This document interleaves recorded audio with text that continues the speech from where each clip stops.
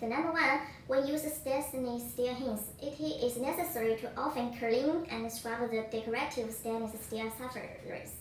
Remove the attachment on it and eliminate the external factors that cause modification.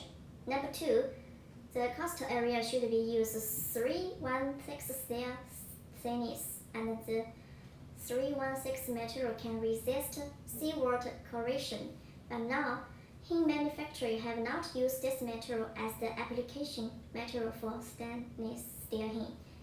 Number three, some stainless steel paper chemical corporation in the market cannot meet the corresponding national standards, did not meet the 304 stainless steel material requirement.